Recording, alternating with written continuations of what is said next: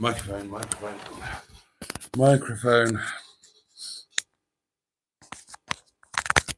Oh, God.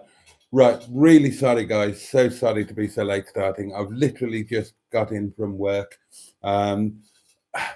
Lovely thing, wonderful thing. An old friend and subscriber and supporter of the channel unexpectedly, at very short notice, came to the restaurant tonight. Came out with his wife for a meal to try the Momo and so on and so on and so on. And it all turned into a bit of a late one. Hang on.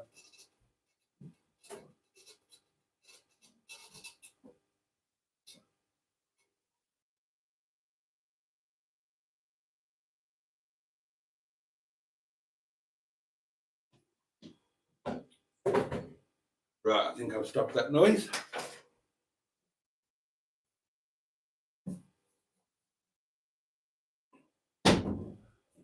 Oh, God, I'm dying for the loo as well. Are you okay? Welcome to, what day is it? Oh, is it Tuesday? Okay. Welcome to Tuesday Night Live, darlings, with me, Boaty. And I'm going to be coming to you direct from the Peak District, coming into your eyes and ears and potentially other orifices as well for the next, I don't know, about 12 minutes now, however much we've got left. Oh, dear, dear, dear.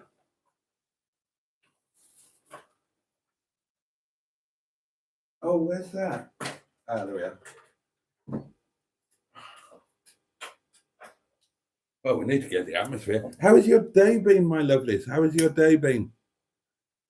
Oh, I like you, vicious bastard. There we go.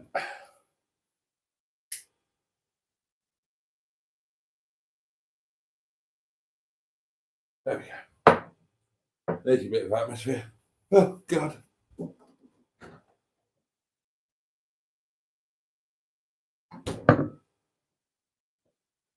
Oh.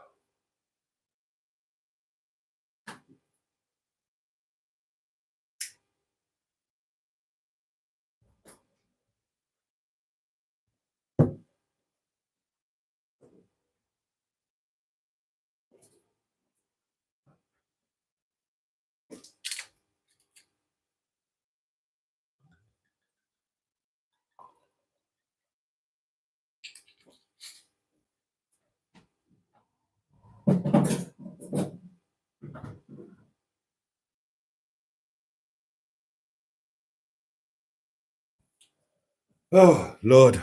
I'll go to the loo later, or I'll just wet myself, one of the two. I wish I'd been filming driving home in Sheeson. I think I've just broken the record. Right. Oh, God, I'm going to have a million comments to get through. Right, here we go. He's still at work, says Jimmy Quinn. I did send a message to the WhatsApp community group thing, so somebody could let you know. I think we're alone now. Hello, Pingu. Hello, Jimmy Quinn. Hello, Trace, the Greenwood. Simone, Hooked on Classics. Hello. Skick is here, just watching Kylie. Still a good looking girl. 30 minutes delay, says Trace. Boaty left work late. I did. Barry's here, or was it? They're probably all gone now. Mark, Bad Books. Joe, lovely Joe.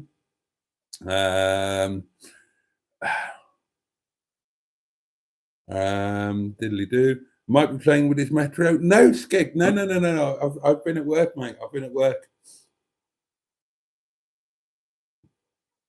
And how lovely to have somebody come up, and they made a journey. Well, a fair old journey. It was a 50-mile journey for them, my loves. And they came and they had a 3-course meal with us. And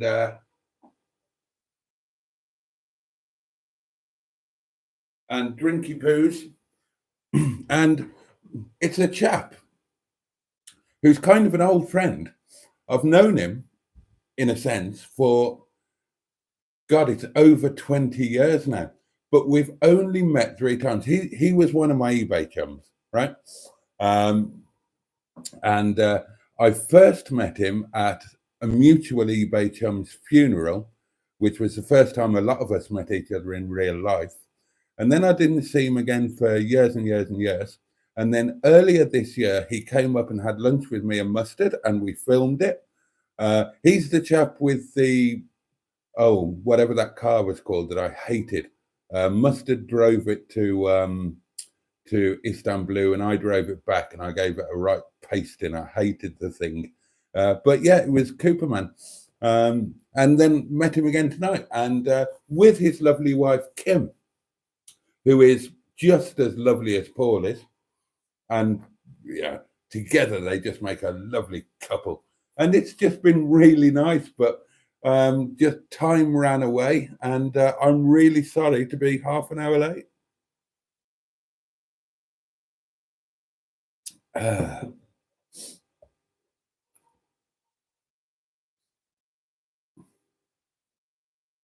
Trisha Alderman, good evening to you. Oh, Simone has good news. I'll look forward to that.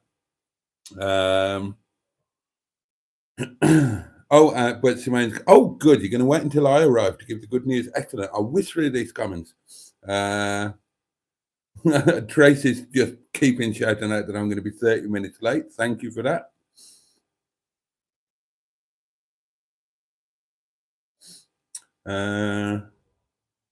No, it didn't, Barry. No, it's nothing to do with the metro. God. Oh, a question from Pingu. How long do you think Boaty will keep the new car before he gets bored with the lack of grunt and sells it? And Joe says, Pingu, once he bonds with it, it will never be sold. And Skick says, you wouldn't have any trouble selling the Metro. It looks a nice one. And Barry says, at least it's not a shitty Rover.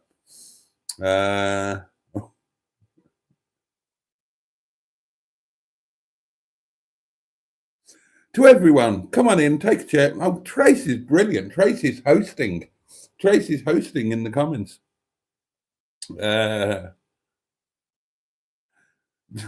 Mark says, Boaty will spend the Metro profit on women and booze and waste the rest. Skick says, glad Boaty got a nice deal with the Metro. Some of the cars Mustard has bought have been really poor. Pingu says, I think Boaty should park the Metro under his action table. It's big enough, apparently. Bring Barney back. Oh, hashtag bring Barney back, says Pingu.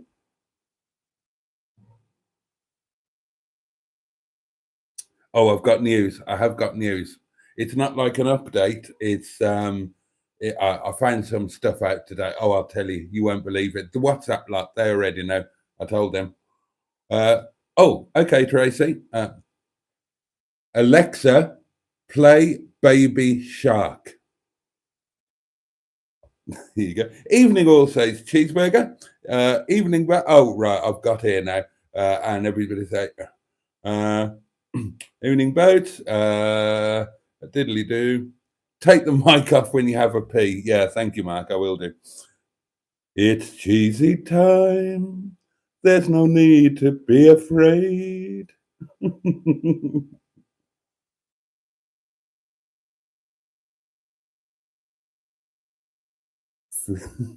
Feed the troll.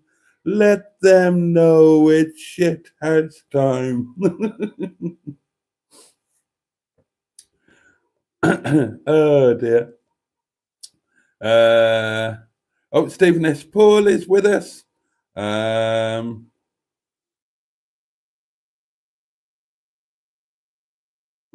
is here. Barry Scrotter is with us. Oh, Simone, it looks like Simone has found a local place to work on TC. Hurrah. Excellent. Cheeseburger says, sell the Metro. He had an offer on Christmas Day morning. Yeah, I've got news about that, Cheeseburger. Button back your ears. Brilliant. Right, I've caught up with the comments. Thank God for that. And get my... Do you mind if I just go to the loo really quickly? I'm absolutely bursting for a pee. I'll leave the microphone down here, don't worry. Oh dear, oh dear. I can't settle down and enjoy myself when I'm bursting. Talk amongst yourselves. Trace, entertain them again.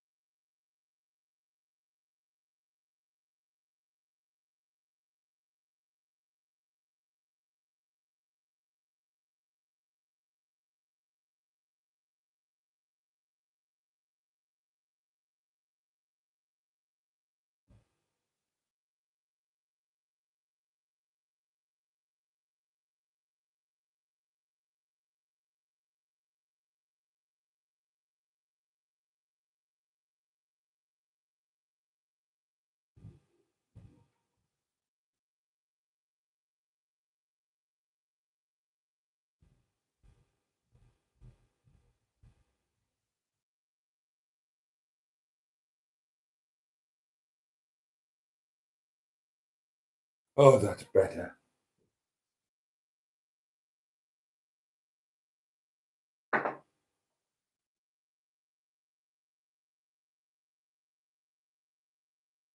Oh dear. There we are.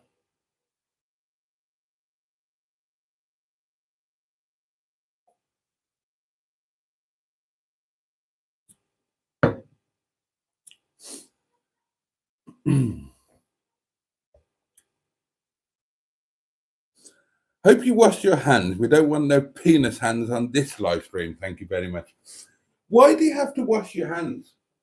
Right? I mean,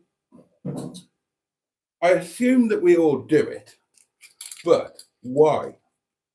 Now, I can tell you that I've just been for a week.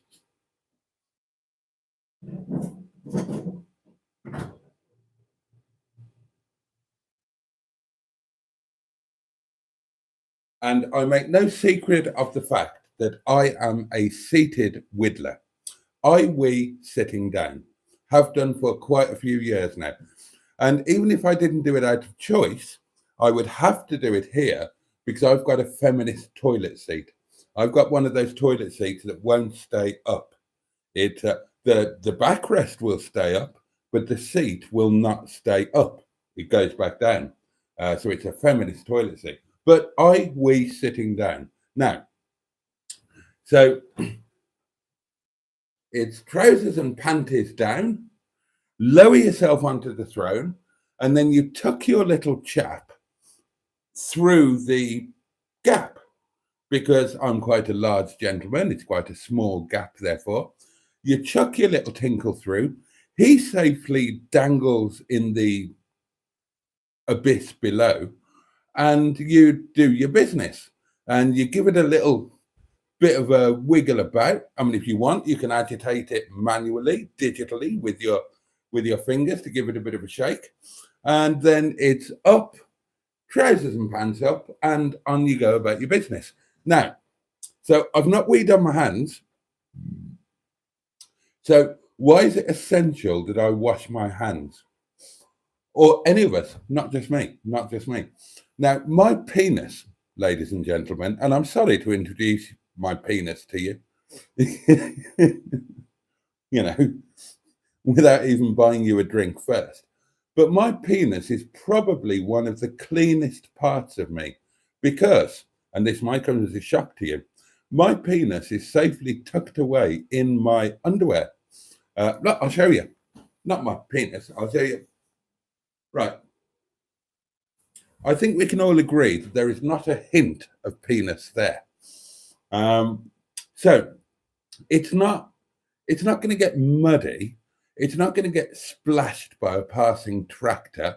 It's not going to pick up bacteria from. So why is it so essential that you wash your hands? And how did that? I mean, do people have a dirty penis? I had a bath and a shower before I went to work. What's going to have happened to my penis between that bath and shower during my work shift, which means that my penis has somehow now become contaminated, so that if my hand brushes against my penis, and quite frankly, it often doesn't, you can do a seated wee without touching your little tinkle at all. So, what's the hand washing thing all about? You tell me.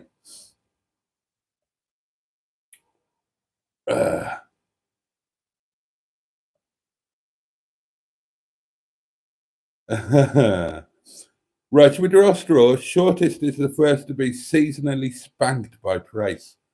Oh dear, spanked by Tracy. What a way to go. She strikes me. I mean, I've never met Tracy. I'd love to meet Tracy, but I never have met her. Now, she strikes me, and I could be wrong here, but if you were doing a bit of role play with Trace, and she was like the strict headmistress, and you were the naughty schoolboy who'd been caught swearing or smoking behind the bike shed, and she decided to administer a spanking, I can imagine that Trace would really get into the role, and she'd be a bit like the Ice Maiden. She wouldn't do it half-heartedly and in a way. She'd do it full-bloodedly, and you'd end up with an arse as red as a Moreno cherry. I could be wrong. I could well be wrong. Hope Metro Man wasn't hiding in the toilet waiting for him. You wait until I tell you. Wine glass has been refilled. You're looking really positive and happy, Boat, says Skick. Thank you, Skick. Yeah, things are okay at the moment. No, I don't want to be spanked for being late. What am I supposed to do? A friend and subscriber and massive supporter of the channel turns up to the restaurant. What do I do? Say, right, fuck off now. I've got a live stream to do. Go on, be off with you. You've got 50 miles to drive home. Don't hang about. Go on, shoot, out. So, I mean, in theory, the restaurant closes at 10. We were having a good time. The other guys sat down and had their staff meal, and we were just chatting, and time ran away. They didn't get here until 8:30, and they had 3 courses, so that will take a while. If you're interested, they had Momo to begin. He had the meat Momo, and his good lady had the veg Momo. And then main course, they both went for the lababda, chicken and vegetable, him and her. And then I gave them gulab jamun for dessert.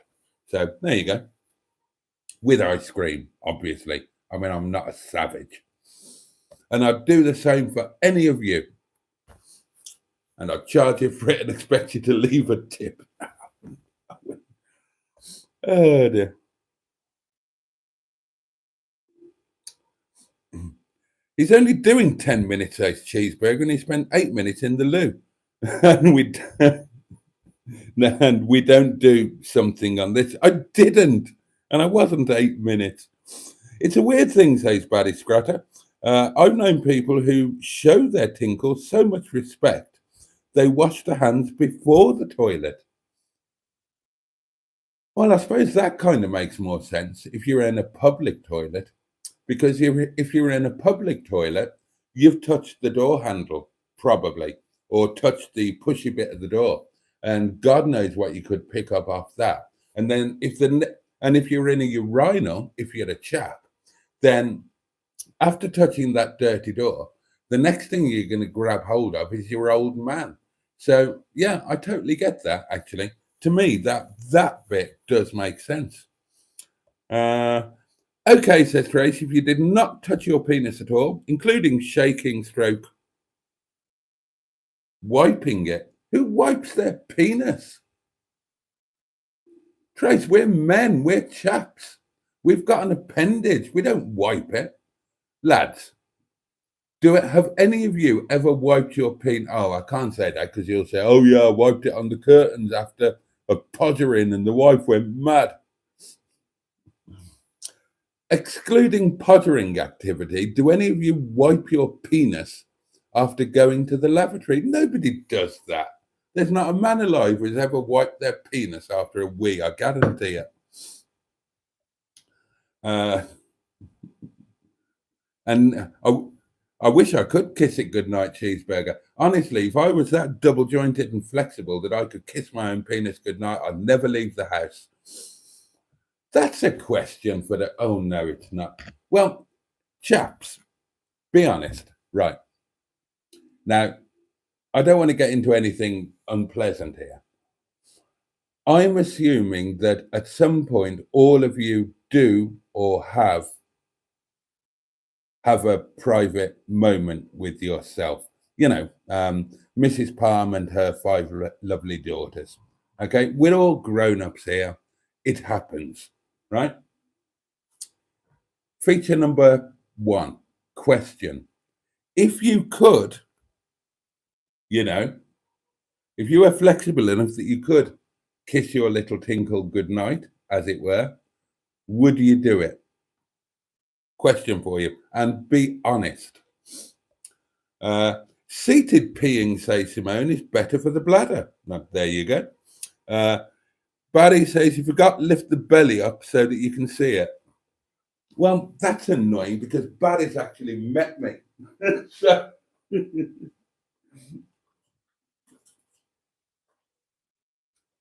So if I tell you all that I've got the body of a racing snake, Barry can call me a liar because he's met me in real life. It's very annoying when people actually meet you in real life and know the truth about things. It means you can't then lie on the internet. What have I done with that? Where's that gone? Oh, it's over here.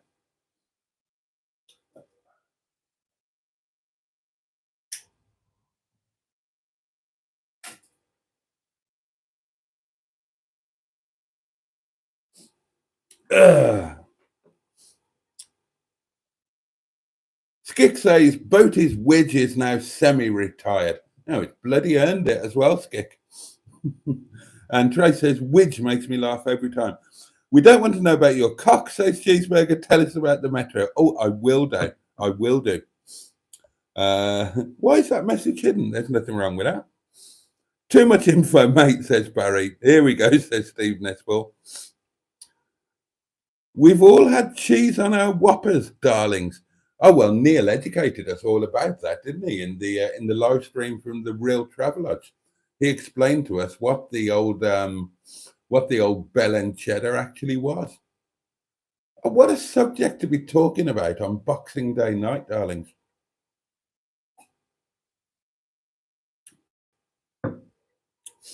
Barry is a big fan of preventing dribble when it pops back into the pants. Yeah, well, with a wipe. Is that what you're saying? You wipe it to prevent dribble? And Joe says it was a quote from Real Live. Oh, there we are. I knew I remembered it.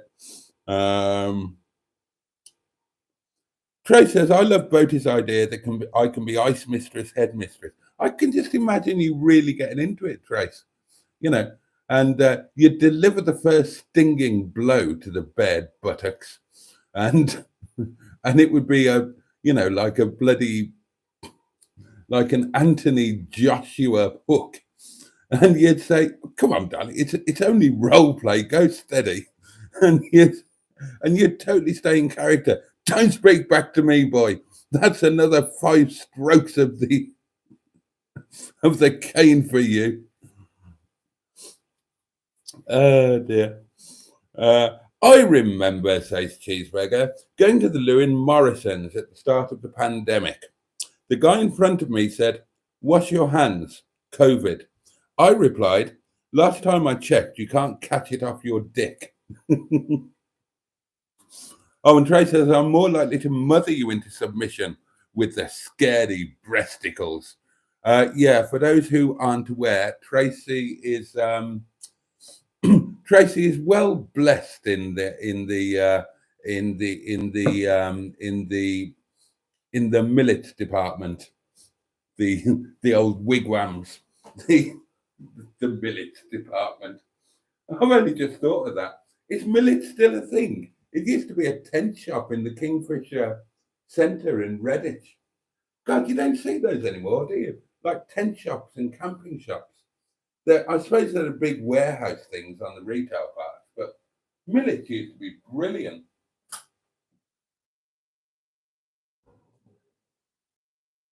And in my own mind, I've just invented a new name. So, Koof, dear me, what a lovely pair of millets.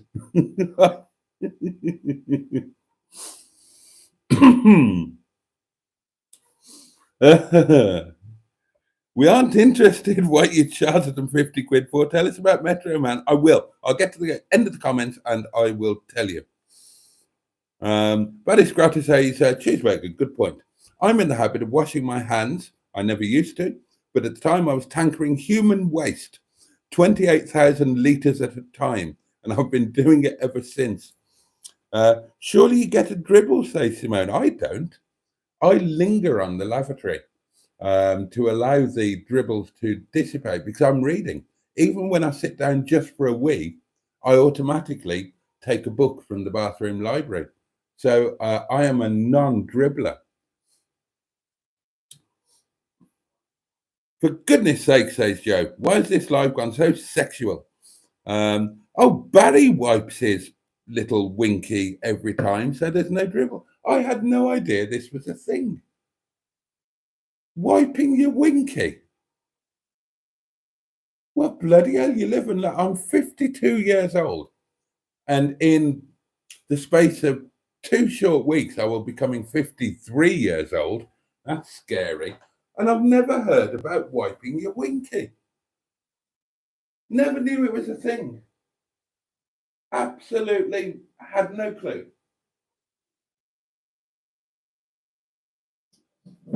This is as big a revelation to me as when I found out, and I'm still not sure I believe this, that people wipe their bottoms while they're still sitting on the lavatory. Now, to me, physically impossible, but people swear blind they do it.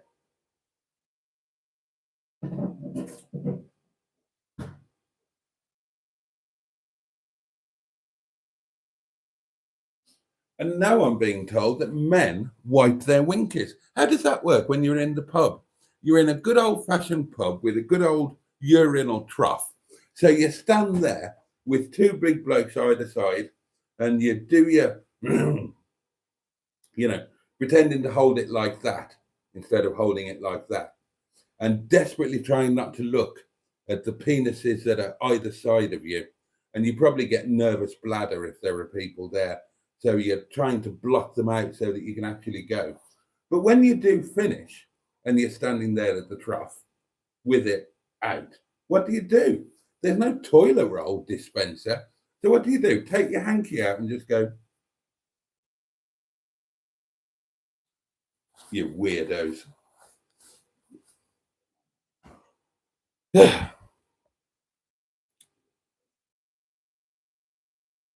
Another one. Mark, bad books. I wipe every time. I'm genuinely amazed by it. I'm going to have a drink. I've never, ever before met a man who admitted to wiping their winky. What do you wipe it with? Toilet roll, I suppose. Oh, no. God, imagine if you had the rough stuff as well. That would be a bit harsh on the old winky, wouldn't it? I've never wiped. I've never even thought about it. It's never occurred to me.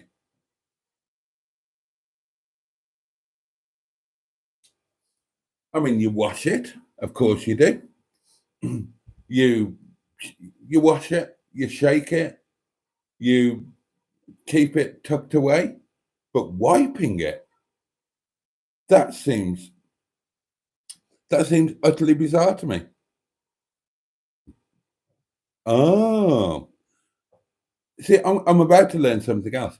Boaty says, didn't Marilyn Manson have a rib taken out? Say no more. And then Cheeseburger says, Prince had 2 ribs removed so that he could reach his, allegedly. Right. God almighty, the things I'm learning in this live stream. Oh, I mean, I wish I hadn't learned them, but that can't be right. Men have ribs taken out so that they can give themselves some spousal mouthery. Really? God, right. Well, I will answer my own question. Now, this is going to seem weird, okay? But if I could, I wouldn't, because it seems wrong. It seems too intimate. And God, what a weird thing to be discussing. What a weird thing to be thinking about. I don't think I could do it. I genuinely don't think I could do it. It would be too weird. Because I don't know, the thought would be, but then that wouldn't make sense. I was going to say the thought that would be that if you do it to yourself, you'd do it to another man. And that would arguably make you perhaps slightly not entirely straight.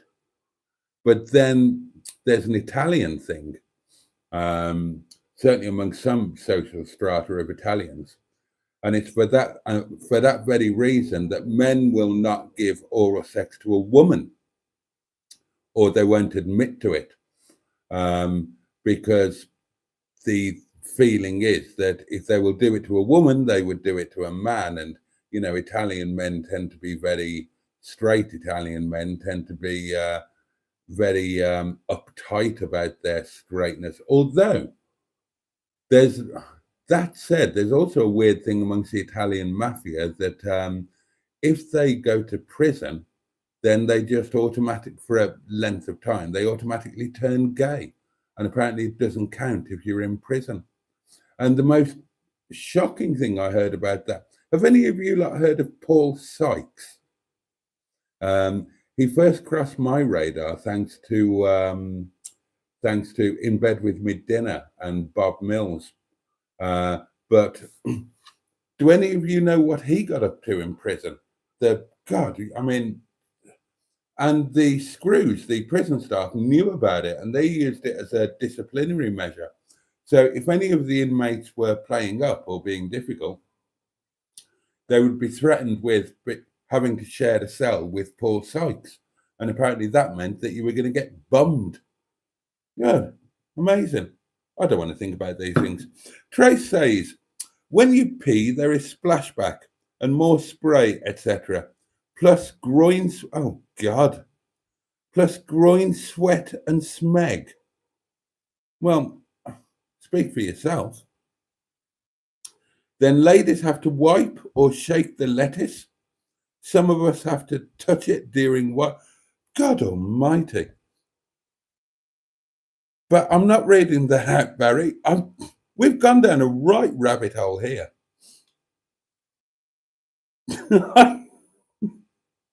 Dear God, says Stephen Esport, I agree.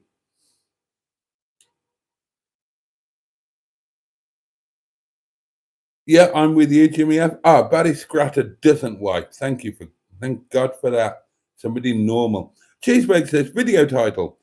Would you like cheese on your Whopper, sir, or just mayonnaise?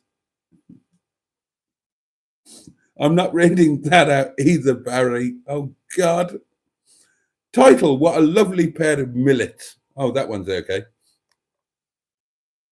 Oh, you've missed some willy wiping comments, babe. Switch to the other chat view. Oh, I keep forgetting about that. Chat filter, top messages, all messages.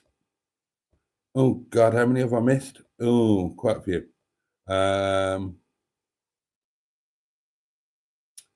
Diddly-do. God.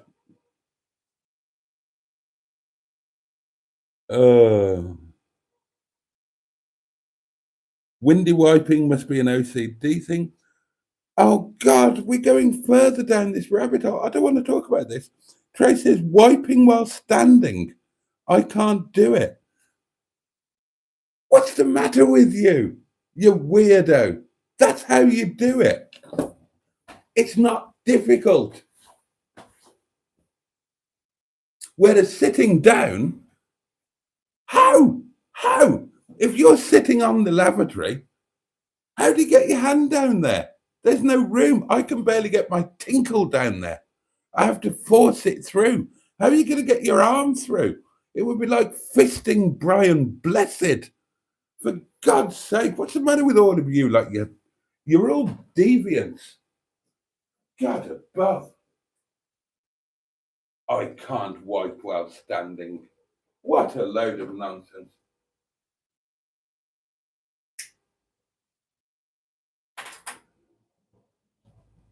Can you fry an egg while you're standing up, Trace? Can you pour a cup of coffee while you're standing up? Can you do the washing up at the sink while you're standing up? Well, if you can do any of those things, you can wipe your ass while you are standing up. It's not difficult. God gave you two hands, I presume, and I apologize for the offense if you've only got one. But assuming that God gave you two hands and two legs, I can't believe I'm demonstrating how to wipe your ass. Stand up using your legs, okay? Not difficult. Reach to the toilet roll dispenser. Take the requisite number of sheets. If you've got good toilet paper, 3, plenty. Fold once, fold twice. Open the drawbridge. I can't believe I'm doing this. For God's sake. Open the drawbridge with one hand, use the other hand to commence cleanup operation. Repeat if necessary. How difficult is that?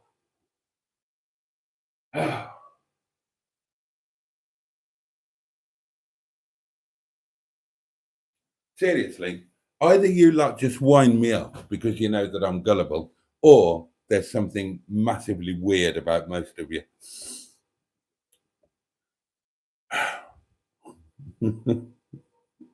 Oh, and there you go. I didn't read Cheeseburger's warning. Trace, don't tell him that. The sun comes up at 7. That is why a bath is better than a shower, says Skick. The bum bum should be submerged. The bum bum should be submerged at least twice a week. Okay, I'm not sure why. How is it that you don't fill up with dirty water in the bath? That's interesting, isn't it? I mean, is the rectal orifice completely watertight? Well, I suppose it must be. Oh, mind you, I suppose if, gravity, isn't it? The water wouldn't go up, would it? Unless you were in a jacuzzi. But there you are. So if you didn't realize, you should submerge your rear orifice a minimum of twice a week. Now, I'm a man who likes a daily bath, quite honestly. And because I'm in a very old cottage, I don't have a separate shower. I have an electric shower over the bath. So I combine the two. I tend to enjoy a bath. I don't rush it. I try and allow an hour for a bath, even if it's an afternoon bath before going to work. And to be honest, that's when my baths normally are. When I come home from work, I'm doing a live or it's late and I want to eat. So I don't bathe when I come home. And I'll be honest with you, darlings, I don't have a bath or a shower when I get up in the morning, because unless I'm doing something, unless I'm going somewhere. But normally I don't. I get up, I throw my dirty day clothes on, and come downstairs, get on with the day. But then I will, after lunch, I will set an hour aside for my ablutions. And my ablutions will normally consist of a nice bath where I will relax, inject. I mean, it's the one time when I do relax. Otherwise, I'm always doing something. The bath and the lavatory are the only times when I totally relax. So I will luxuriate in the bath. I will read a book. Recently, because I've been busy, I will actually catch up on a YouTube video while I'm in the bath. But then when I've done my bathing, then I turn the shower on while I'm still sitting in the bath. Excuse me. And then I wash my hair and rinse bits off and whatnot. And then I let the bath water out while the shower is still on. So I then shower off the any remnants of whatever left by lying in dirty water. Because you are, I mean, if you're in a bath, you're lying in dirty water, aren't you? Because whatever comes off you goes into the water. And so something that comes off your feet could go into your armpits or whatever. So I like to finish my bath with a shower. And then I use 3 towels. Well, I mean, I actually use a flannel properly. Nobody uses flannel properly. I've talked about this before. Use the flannel while you're still in the bath or shower to like chamois off the excess water, wring it out, so that your towels don't get soaking wet. And then step out of the bath, and then it's towel, bath sheet, towel over the shoulders, and then little towel for the head. I always employ a 3 towel technique, me. I'm a man with 3 towels. Oh, yeah.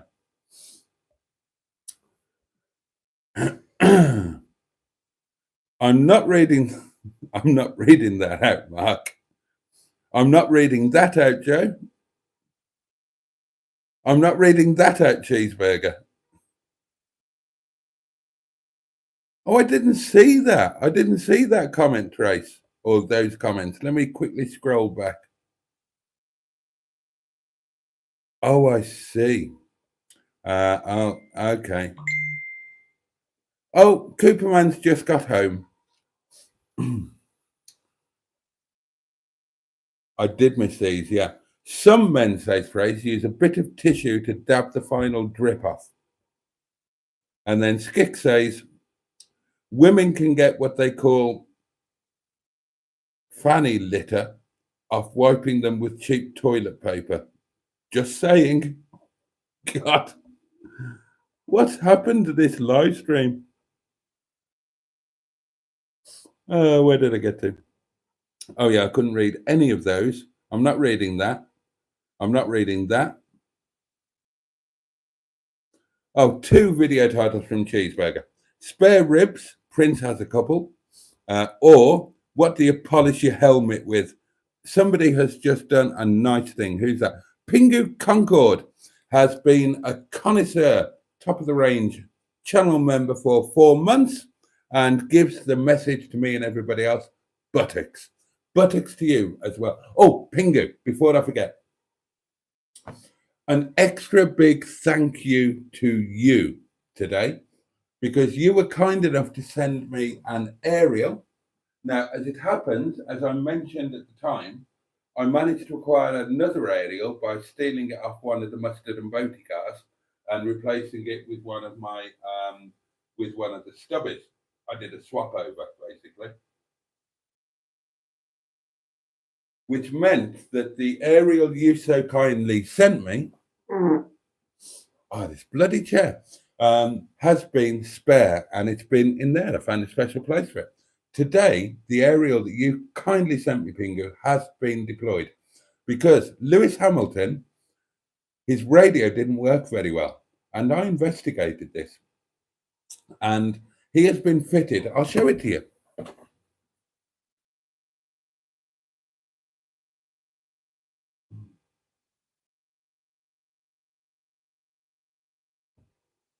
He had been fitted with this stubby type aerial.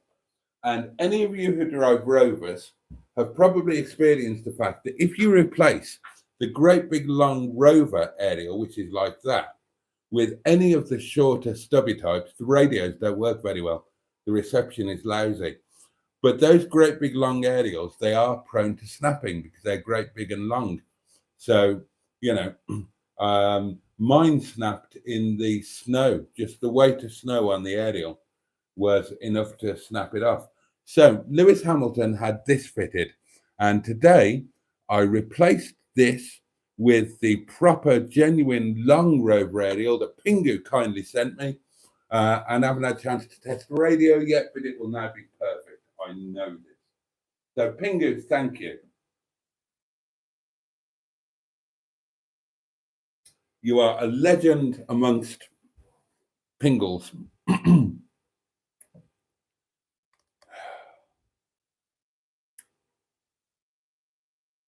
I can't read that out, Barry, but yeah, I enjoy that very much as well. Carlos is here, Carlos Fandango, and he says, I'd say DAB, not wipe. And I would agree with that, Carlos. I would much more enjoy listening to digital radio, maybe Radio 4 Extra, than wiping my widge, as at least one of you calls it, on a piece of toilet tissue. Oh, I wouldn't enjoy that at all. I've got, oh no, I can't. I don't want to go down this rabbit hole any further. I'm very sensitive in that department. God, let's just not go there. Simone says Prince having ribs removed is a myth. Well, I'm not surprised if it was a myth, Simone, because Prince had a lot of opportunities with the ladies, didn't he? So he wouldn't need to do it himself.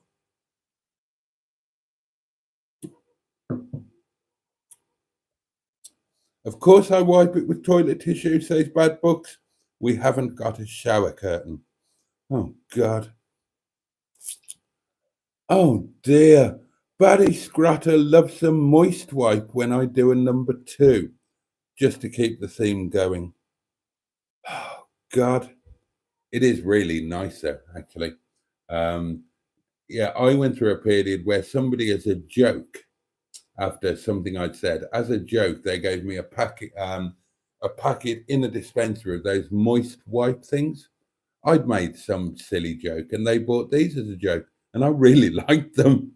I did really like them, and so I carried on using them. I bought more, and then I just stopped doing it. They were probably too expensive, but I must admit,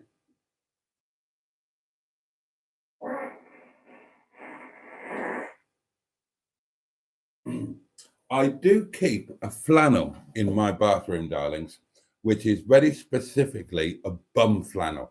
Now, I do use it for wiping down surfaces occasionally as well, but it is specifically a bum flannel. And if I feel the need, I will deploy the bum flannel, which has been nicely warmed through with some warm to hot, moist water.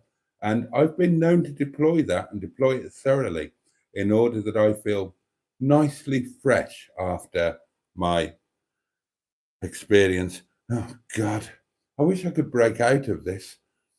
There are things I want to tell you. Cheeseburger says, Boaty, next time go to the loo before you start the live. Yes, I'm not reading that. Good God. Jason Manford, whoever that is, asked his audience how many stood to wipe and how many sat to wipe, and he found that it was almost exactly 50-50. He said this on QI and got the same 50-50 split in that audience. I don't understand how. How do you get your hand underneath your bottom when your bottom is on the toilet? It's not possible. Jimmy F500 says, yes, Boaty, you're right. Only wipe standing, of course. Video title from Cheeseburger, 101 things to do while standing up. I love that one.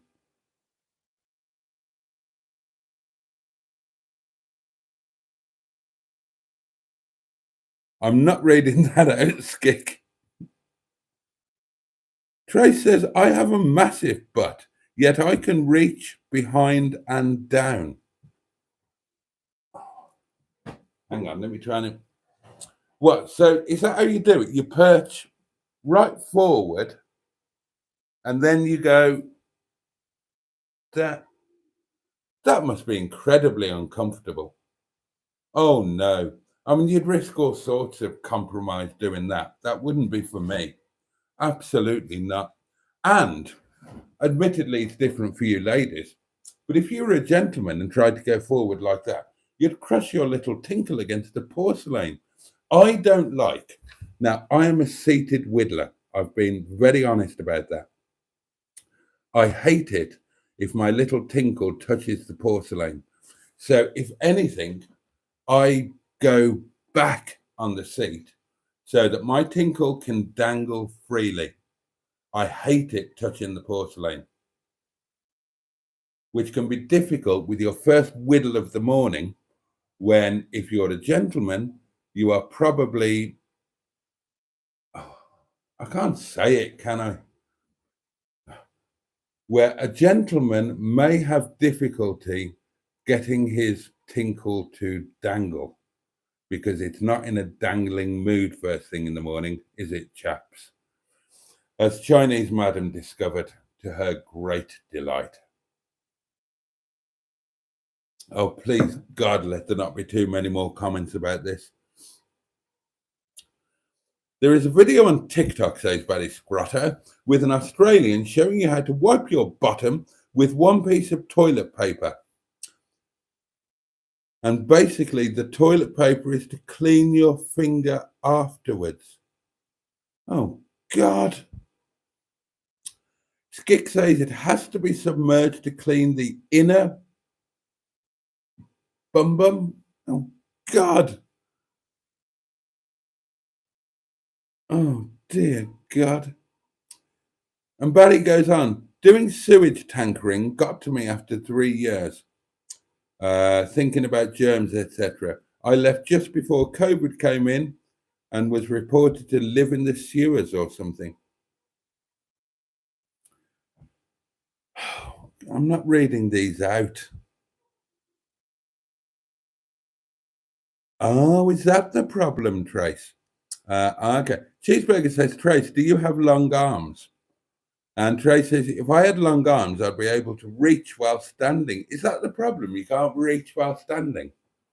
I suppose if you, well, I mean, I have got very long arms. I've got a good long reach, but I mean, it's not like I've got it. I mean, I could reach,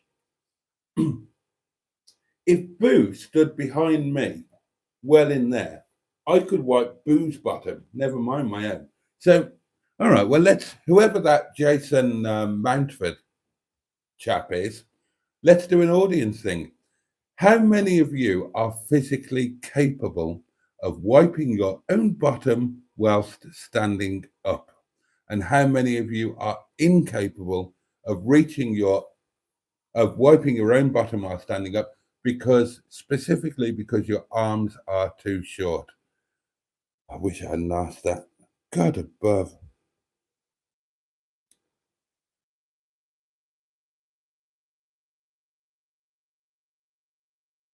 Oh no, I mean this is disgusting now.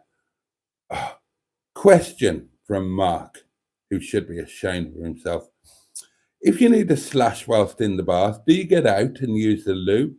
Or do you slash in the sponge? Oh God. God, you people are horrible. Pinker says, do you remember when Boaty used to talk about his rover fleet? Good old days. Oh.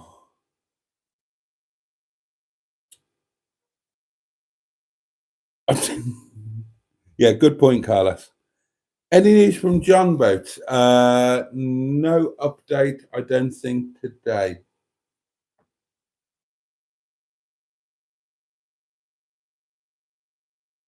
Oh, I'm definitely not reading that. Oh, Cheeseburger does say that he'd rather talk about my penis than cycling. Oh, God. I'm not reading that. Moist wipes in Reddit, you had eyes up. We did. We absolutely did. Yes, Trace. I wash it in between. Has anyone actually used a bidet, if that's how you spell it? I'll spell it Scratter. That is how you spell it. Oh, bless you, Pingu. Thank you. Thank you very much again. Front to back, not back to front.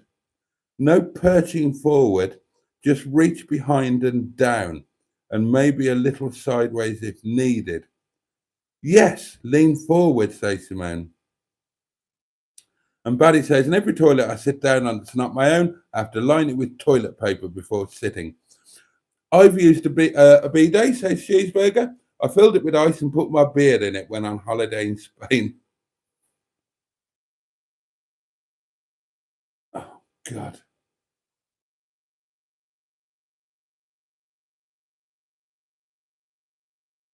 Yeah, good point, Steve Nespal. We've lost 4 people. Right, I've caught up with the comments. I'm going to tell you my news and then I'm going to go because this is outrageous. We do have the occasional ones like this, don't we, darlings? And they are quite funny. Right, so today I noticed Boxing Day today, right? So it's not Christmas Day anymore. Nick, my next door neighbour here, you know the one. Nick was out washing his Z4. So I thought this is the perfect time to take him some Momo and chutney.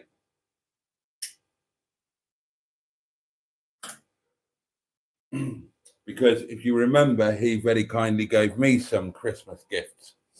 A nice bottle of sherry and some homemade limoncello that his wife had made. And and we had a little chat and certain things came up.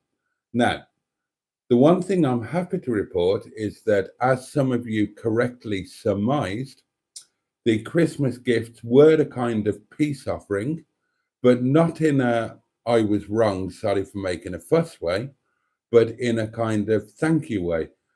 Because the subject came up and he said, I think talking, yeah, he was, the Momo, and he said, have you tried the sherry yet? And I've said, uh, I said, I haven't yet, to be honest. I'm having to be a good boy because, crazy time at work, blah, blah, blah, etc. I said, but I'm really looking forward to it.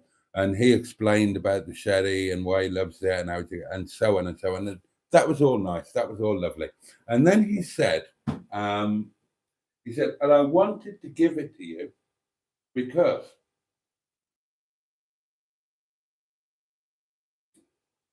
after we had that chat, he said, I haven't heard a single sound from you. He said, and I'm really, really grateful. And so I wanted to bring you a little Christmas gift.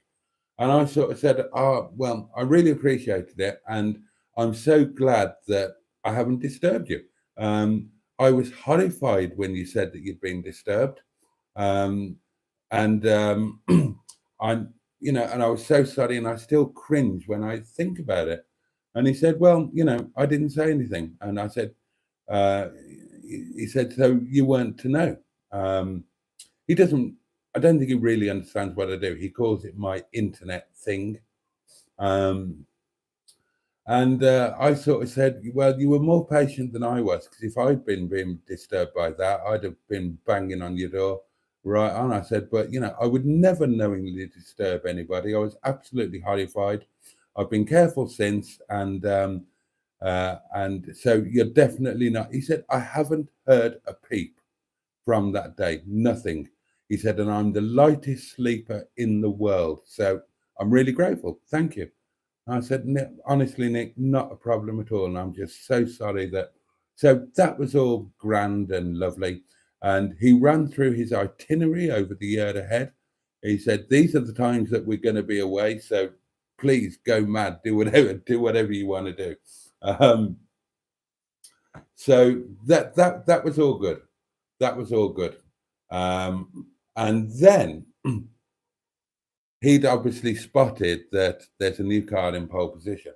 And also he said,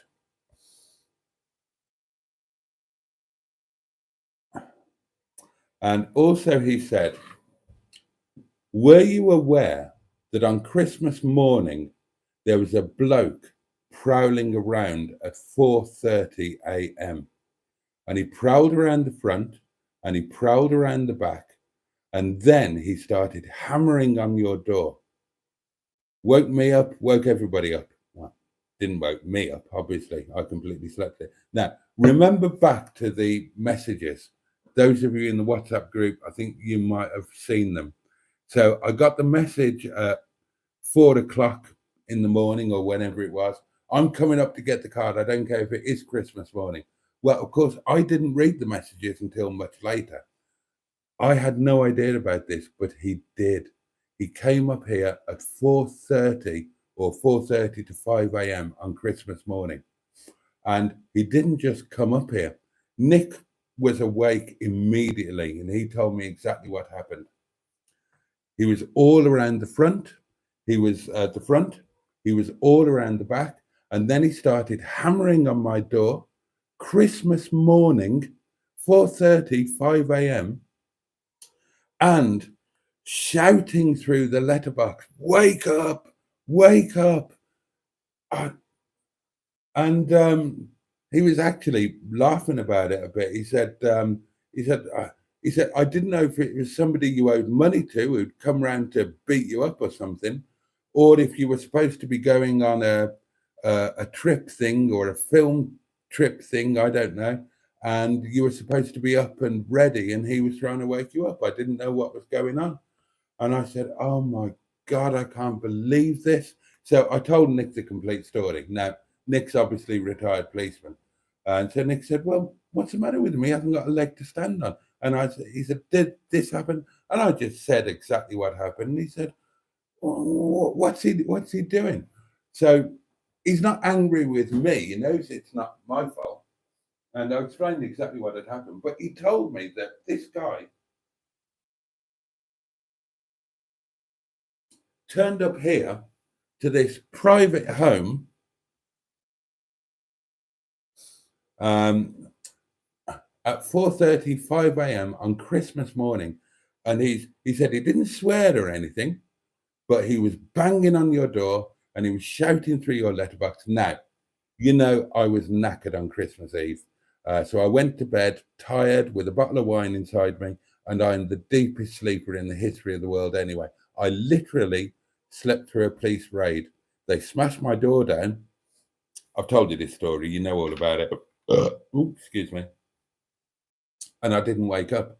And I certainly didn't wake up when this gentleman decided to come around here at 5 a.m. Christmas morning. But it wasn't just a 30-second thing, half an hour. Half an hour he spent hammering on my door and shouting through the letterbox.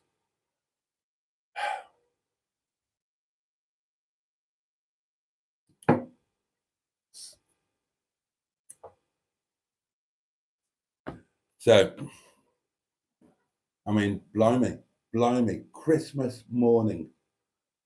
I mean, any morning, not acceptable. Christmas morning, dear God.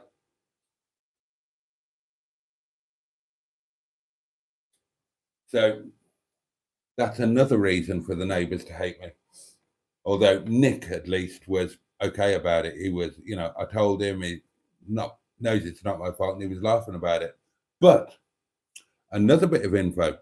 Remember that I was reported to the landlord for my cars. Remember that? And I assumed it was Nick. It wasn't. It wasn't. Categorically, from the horse's mouth, from the day that we had that conversation, Nick has got zero issue with me. No problem at all for anything. We're fine. It's all good. He said, so is this another car? He said, because you know that Steve has, or I think he said, because if you get any more cars, I think Steve is going to lodge a complaint with your landlord. And I said, I think he already has. And then I went on to explain again, and I said, look, oh, thank you, Neil. Neil is back from the Elvis Tribune night, and he sent a £5 super chat, which I shall heart.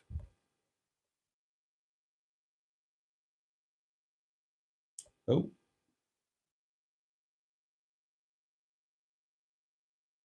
Oh, what have I done now? Oh, I didn't mean to do any of this. I've made everything go wrong. Oh, God, what's happening? I've broken it. Oh, there we are.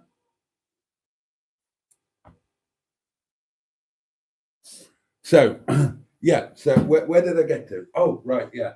So I said, yeah, think he already has. I got an email from the letting agent, and again, I said I had no idea they were causing anybody an inconvenience. I apologized, and I said, you might have noticed I've reduced the numbers of cars. He says, I have. He said, but to be honest, I don't give a shit about your cars. He said, no skin off my nose. What difference does it make? He said, well, I haven't got a problem with them. Oh, fine. No, not an issue. He said, but his wife is on the parish council, and a few times a year they have a meeting at the village hall. You know, the village hall. And I think your cars were parked outside when they had a meeting, and some people had to park a little bit further down the road. So I think that one is explained as well. So that is the neighbour, not next door, but next door to Nick, who is a current policeman, a detective sergeant, I think. And apparently, I don't really speak with them. We've spoken a couple of times. We say hello, that sort of thing. I had no idea anybody had a problem. So I said to Nick, because obviously police connection, they, you know, I assume they're good friends. I often see them talking in depth. So I said, look, I said, Nick, I don't want to inconvenience anybody. I just want to live a, quiet life. I don't want to be upset, and I certainly don't want to upset anybody else. I had no idea that the cars were an issue. I've reduced the number of cars. I'll reduce them still further. And as you've seen, I now park them further down the road so that anybody can park outside the village hall. And he said, well, I think we're toss anyway, but, fair enough. So that was that, darlings. That was that. I can't believe that on Christmas morning. Bloody hell. Right. What do you think of that? Let's go to the comments.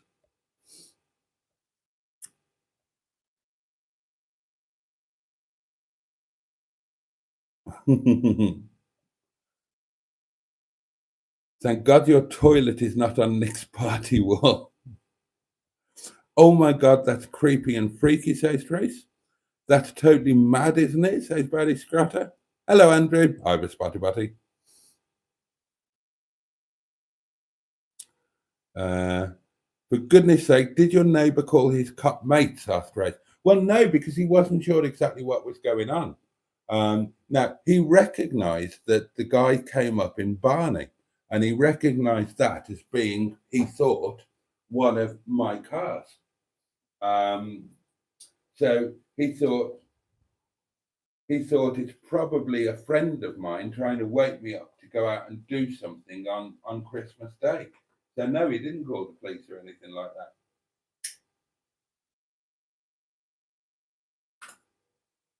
that.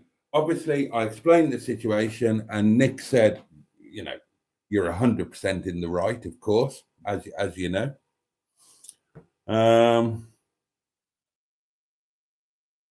Cheeseburger says, Boaty, that's harassment. Unfortunately, a civil matter. Well, yeah, it absolutely is. But then I can't remember which messages you've seen, but at that time, he was under the impression that he had a 14-day cooling off period where he could just change his mind, which is what you get when you buy a car from a dealer. But that doesn't apply during a private sale. So in his mind at the time, he's trying to say, right, cooling off period, whatever, because he'd said this in a message. By law, I've got a 14-day cooling off period. I'm allowed to change my mind. And then he said, and the voicemail that he left me obviously came after this episode, because he said, if I don't get my car back today, I'll go to the police or I'll go to my solicitor, either way. But of course, I hadn't read these messages. I'd been sound asleep, missed all of this, and then I got up and went to work. And that was that. I had no idea about any of this until, well, I didn't read the messages until later that afternoon. I didn't know about this until this afternoon when Nick told me. So, as far as I can work out, in his mind, he's got an automatic 14 days to change his mind. He's invoked that. I've said, sorry, not an option. So he thinks that I'm being totally unreasonable and acting illegally. Now, even given that, it's over the top to rock up here on Christmas morning and start disturbing the neighbourhood, obviously. But he was clearly an early riser and somewhat upset. And as you know, at some point during the day, got a totally different message through saying blah, blah, blah. And I presume that he's done research, sought advice, found out that he doesn't have that legal right at all. But God, what a thing. And I've also discovered that I've been paranoid about the wrong neighbour. Nick hasn't got a problem at all. He's very grateful that he has a completely undisturbed life now from me. And that's all good in the hood, but what can you do? What can you do? 33 watching at 0027. Oh, well, that's very flattering. God, it's not. This live isn't our proudest moment, is it, darlings? The things we've talked about. As I said in WhatsApp, says Cheeseburger, it's a good job he didn't wake you up. Do you think he was sober? Yeah, I do. He doesn't strike me as a drinker. I'll tell you in WhatsApp what I think. Not here where it can be seen by anybody.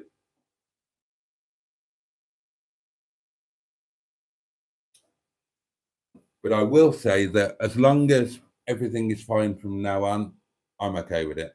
I don't bear a grudge. Understand where he thinks he was coming from. So not a problem, forgotten about. If it happens again, obviously, different kettle of fish. But I don't have a problem.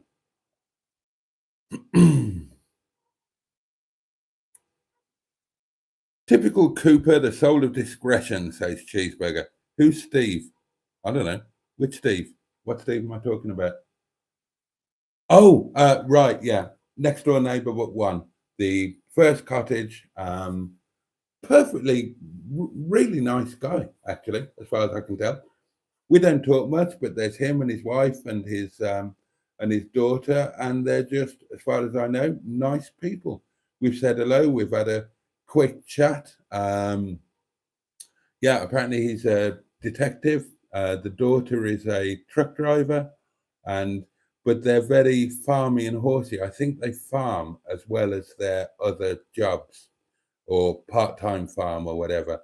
And they have horses, and I know Steve's got a fabulous old tractor because that he actually uses for farming. Because whenever the snow gets really bad about here, bless him, he brings his tractor onto the road and clears the road, and sometimes brings his tractor for other things.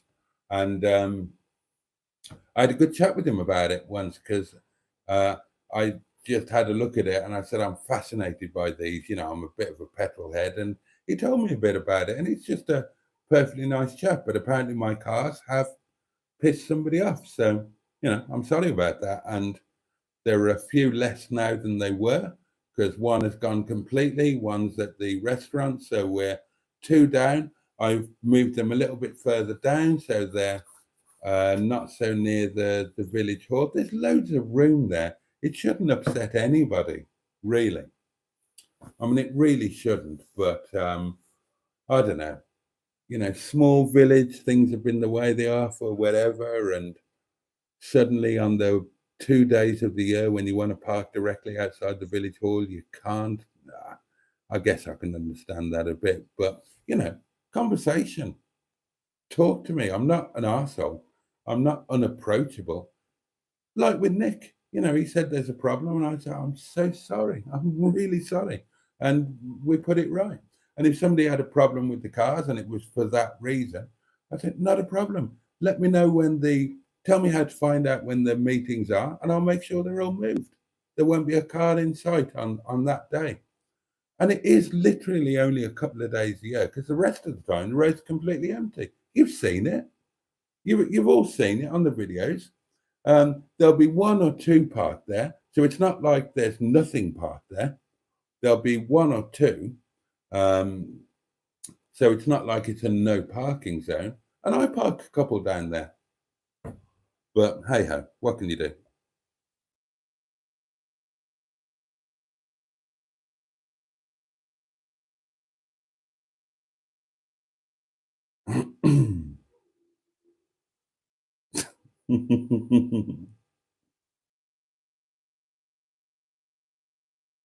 Oh dear.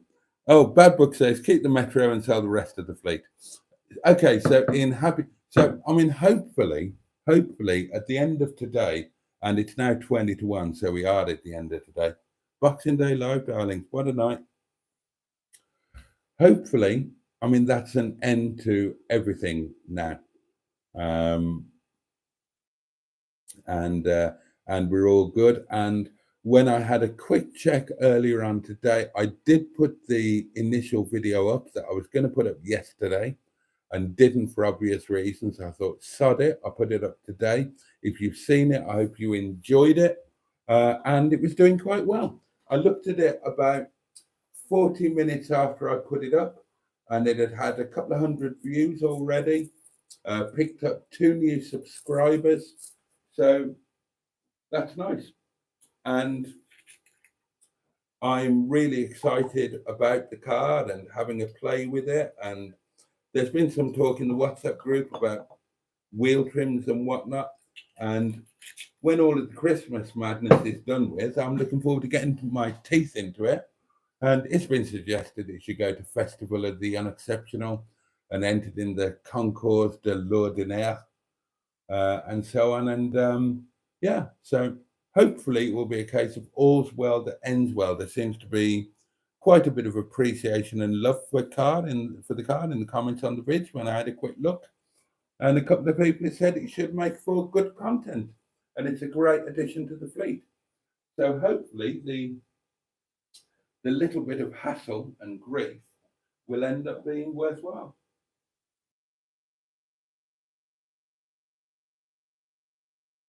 Oh, dear me.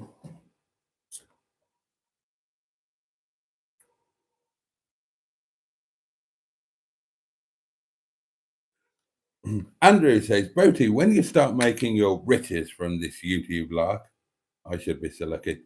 How about talking to the owner of the plot of land opposite you to use as a personal car dump parking lot?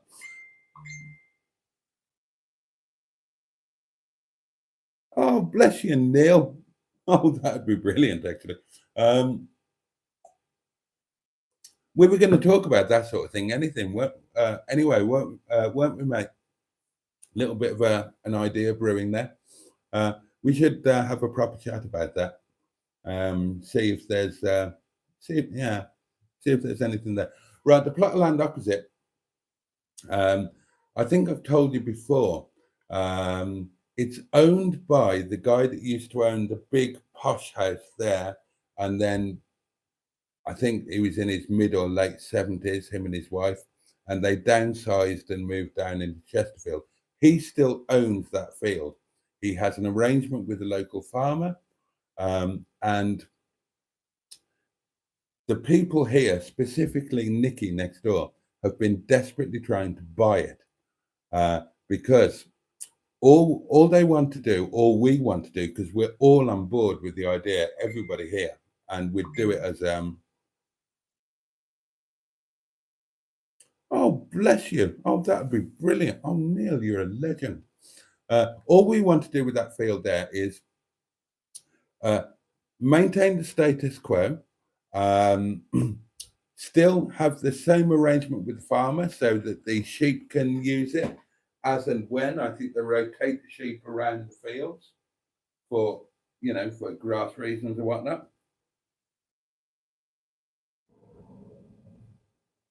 The only difference that we want to make is that we want to, or Nikki, but we're all in agreement, want to plant a row of trees along the far wall nearest to the main road so that we've got a visual and an audio block from the main road.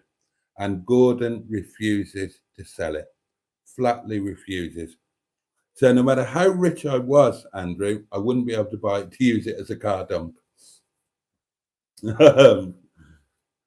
Because he will not sell at any price. And Nick has been trying to buy it for literally for years, because that would be a great thing. Um, you've seen videos where I film out at the front, and even despite the massive thick walls and double glazing, you can hear you can hear the road in here. And if we had a row of trees there shielding us from the road, then it would be a bit of visual privacy and a bit of audio relief, but he won't have it.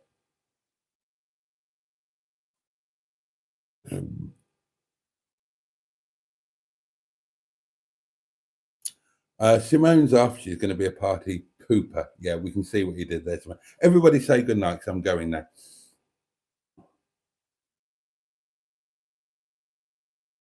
Yeah, good point, Joe. Noted.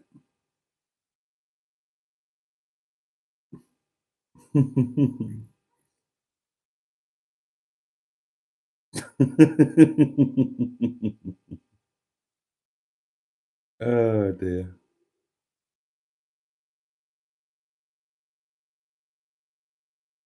Barry Scott says, yes, I sent that video to my mate. He loves metros. Hopefully that video will do okay. And I genuinely think that Lewis Hamilton, as Pingu named him rather wonderfully, I think he's going to be a great addition to the fleet, and I think we're going to have fun with him. Um, that doesn't mean that he's not for sale to the right buyer at the right price, the same as all of the cars. But in the meantime, I'm looking forward to having a bit of fun with him. And the current plan is to do a real road trip overnight for my birthday on the 15th of January. My birthday is on the 14th. I'll do a live stream for that. And then to do a real road trip on the 15th,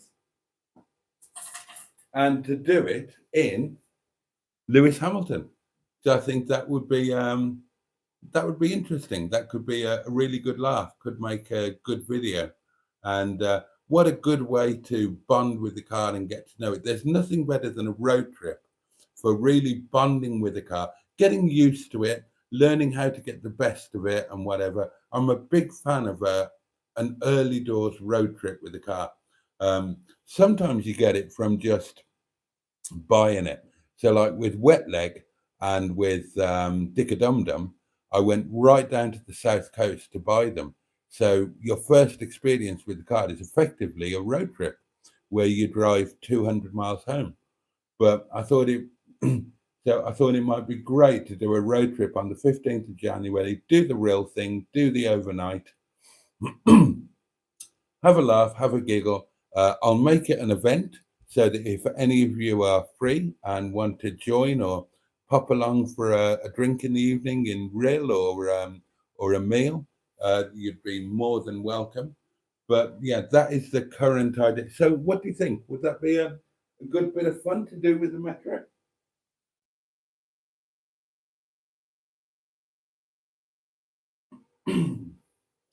But either way, I'm sure there's going to be there seems to be a lot of interest in it. It's quite different to anything else that I've got on the fleet.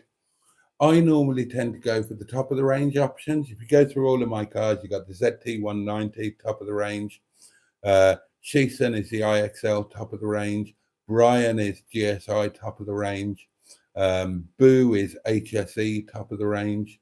Dicker Dum Dum is Connoisseur SE top of the range.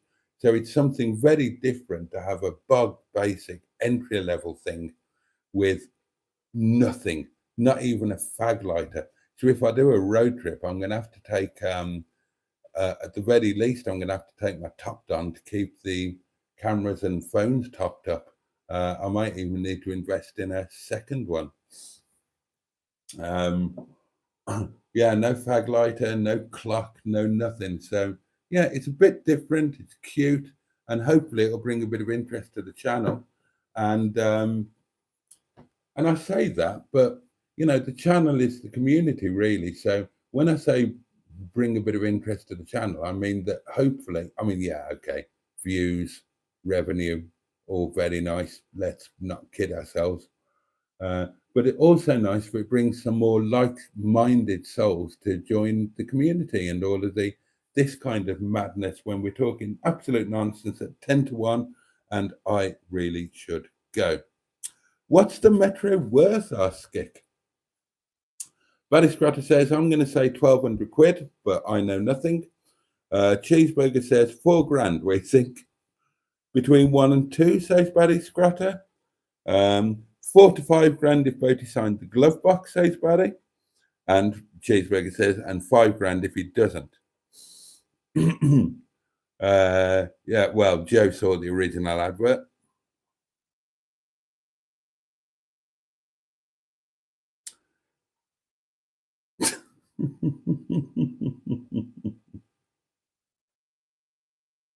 And everybody's starting to say good night. Jolly good. Lewis Hamilton up the Snake Pass. I wouldn't go up the Snake Pass, Bad Books. If I do it on the 15th, I will go to Scenic Route and I will go over the Cat and Fiddle if it's open. And then I'll go over the Horseshoe Pass and drop into Rill going down through Ruthin and do it that way. I'll do the full Scenic Route. And everybody's saying good night. No fag lighter, no VAT, no money back, no guarantee. Possibly Pingu. All right, darlings, that really is it. We're waning away quite early. It's 10 to 1. Apologies for being late tonight. Apologies for the subject matter of a lot of this. It's only Tuesday, darlings. We've got the rest of the week to go. So I will say good night. Thanks for joining me. And much, I doubt it, Skick, sadly. Very sadly. So much love from me. Take care of yourselves. Have a safe and peaceful night. Have the best day you can tomorrow. And hopefully I will see you tomorrow, 11 o'clock for Wednesday Night Live. All right, darlings. Good night.